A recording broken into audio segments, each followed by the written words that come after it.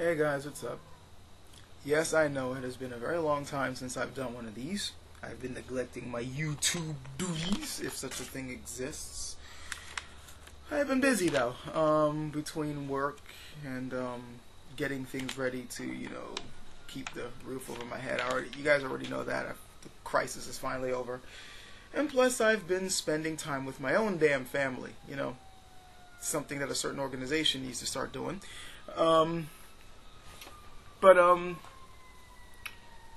Yeah, I know I haven't been making recordings in some time, and there's been a hell of a lot going on, with news and on YouTube and among other things I want to talk about that, has been filling my head, so I might as well start regurgitating it now. Well, I can still do it. Two things I wanted to touch on. One, not really all that important. Well, I guess it's somewhat important to some people. And the other, a lot more important. I'll start with the least important one first, because that one's probably the most amusing. And it's on the whole O'Donnell thing, Christine O'Donnell. Is there anyone besides me who's finding her latest Clean Her Image campaign absolutely hilarious? The whole I'm really not a witch type commercials that she had been posting up in her campaign in Delaware? I'm finding them absolutely hilarious. And it may not be for the reasons why you think it is. I mean, yes, I understand that, she is, quite frankly, a somewhat despicable character when you happen to look at her platform and the issues and, the certain things that she supports. But that's not what I'm finding funny. Now, what I'm finding funny is the fact that she feels the need to have to make these type of commercials at all. What's funny about it is that if she wasn't one of those people who's helping to perpetuate the atmosphere which necessitates her having to make such commercials, she wouldn't have to do it. See, this is supposed to be an election where you elect people to help enact laws in your state or in the country. Such things should not have anything to do with what religion one practices. Okay, let's say that she's a witch, which personally I don't believe she is, but quite frankly I don't care either way. Okay, she's a witch. Who cares? That's not what's important in this election. What's important is how would she vote on certain issues? What's her background on certain issues? And is she fit mentally and intellectually to help create laws in this country? That's what matters. Whether or not she decides to pray to an invisible sky daddy, or whether or not she decides to, chant with a couple of friends in a coven is of no consequence. What is of consequence is her ability to help lead. What are her qualifications? Is she competent? That's what's important. But since she happened to perpetuate a certain atmosphere where it doesn't, the main thing that matters is your belief in God, she's now having to defend against something which, quite honestly, has nothing to do with the election. And if because of these rumors about her being a witch, if those things cause her to lose the election, that's going to be even funnier, and she deserves that because she's helping to perpetuate that very situation. It's kind of sad that, it wasn't that long ago when John F. Kennedy actually had to defend against accusations that he was going to let his religion rule, when he became president. People were accusing him of being a puppet for the Vatican, saying, oh, he's a Roman Catholic, so the Pope is going to rule through him. And John F. Kennedy had to state over and over again that when he became president, he was only going to uphold the Constitution and the law of the United States, and his religion was not going to dictate the laws he was going to help to enact and enforce. Seems we've kind of done a little bit of a 180 since then, because these days it seems that it's your belief in God that makes people want to vote for you, and the religious tenets that you will be willing to uphold, which goes against what this country was founded on. So much for civics classes in this country, huh? Anyway, enough on that. I'm going off topic. Let's go on to something a little bit more important. And that's on the whole Phelps case. The guy who's now suing the Westboro Baptist Church for harassing him at the funeral where his son was, being exhumed. This is an interesting case because it seems that there are two things at stake here. The right to privacy and the right to free speech. And one interesting thing about free speech in this country was that it's one of those rights that was meant to defend the defenseless or the unpopular against the status quo. So even unpopular opinions are protected under this right. So it does look like, despite the fact that, the people bringing up the free speech case happen to be rather reprehensible people, it's still, it looks like it's about free speech, and free speech needs to be defended, right? So this is a rather complicated issue, it seems, and it's rather interesting.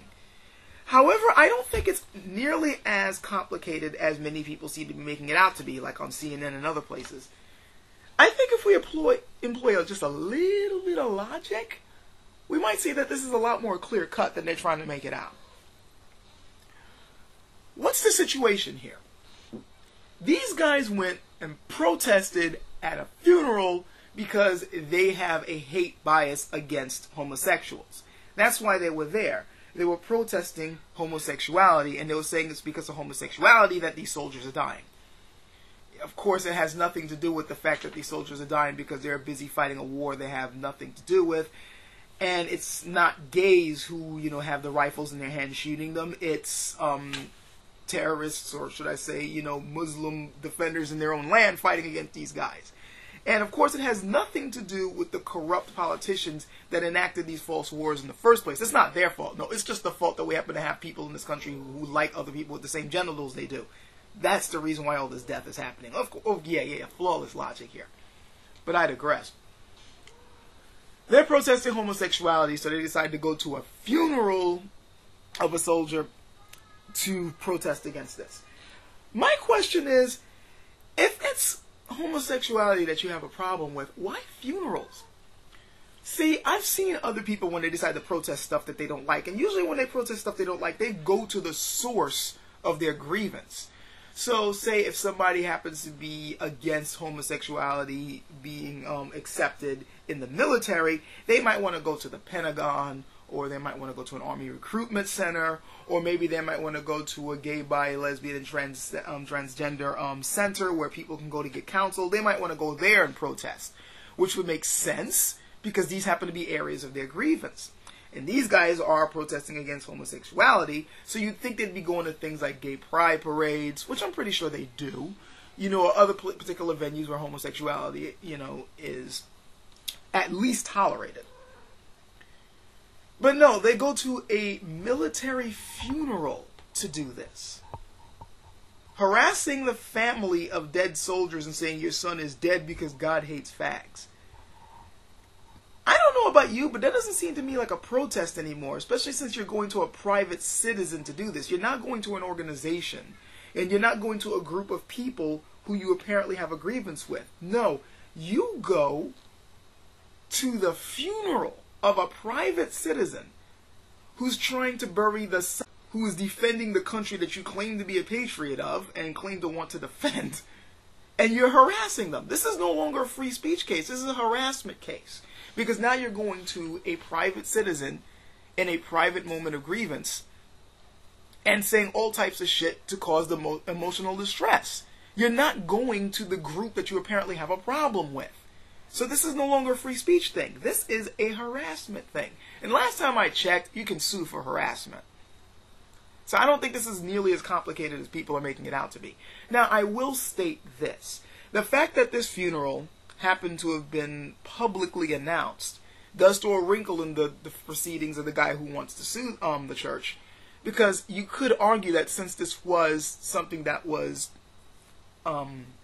advertised publicly, that of course since anybody could attend, that of course includes these people, and they can go over there and say whatever the hell they want, and they followed the protest laws and such and such.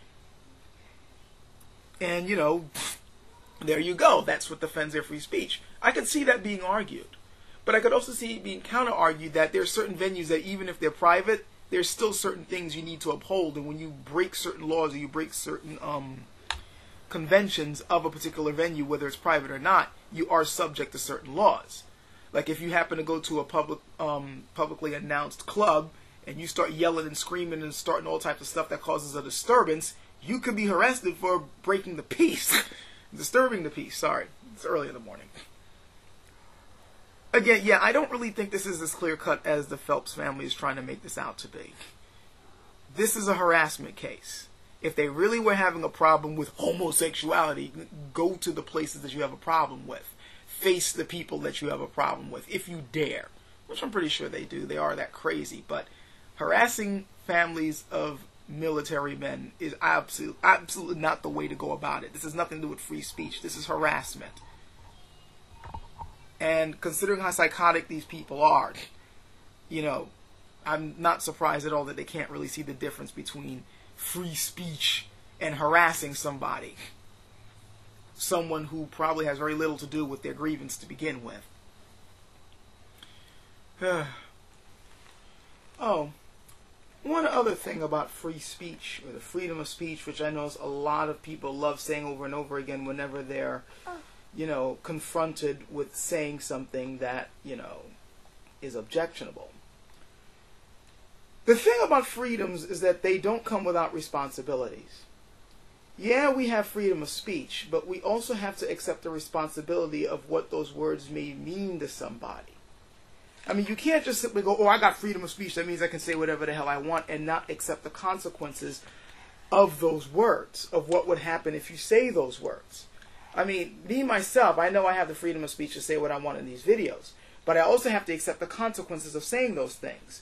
Whether it means that I have to accept the consequences that somebody who doesn't like what I have to say may want to confront me on it, may want to debate me on it, or I have to accept the consequences that I might bump into some bigot or some idiot who gets pissed off at the fact that, you know, I say something that goes against his particular worldview, and he might want to do something, you know, besides, you know, leaving nasty comments, or maybe even try to get YouTube to shut down my videos, whatever. These are all consequences. So, when the Phelps family goes to a freaking funeral and says a bunch of stuff that's going to piss off a whole lot of people, they can't try to escape the consequences by going, oh, I have freedom of speech. Freedoms do not come without responsibilities.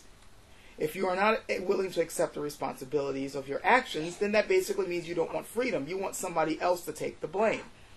You can't have it both ways. If you want to be free, you must accept responsibility for your actions, words, and deeds, no matter what those consequences may be. And if you're not willing to accept those consequences, stop yelling about freedom. That's something I really wish people in this country would freaking understand. By the way, anybody do a background on Phelps? I'm just going to end off on here, but it's kind of funny. For a guy who's known for such a reprehensible stance, it's also interesting how he also happened to have been on the side of civil rights back in the 60s. Just goes to show how complicated human beings can get, huh? Catch you guys later.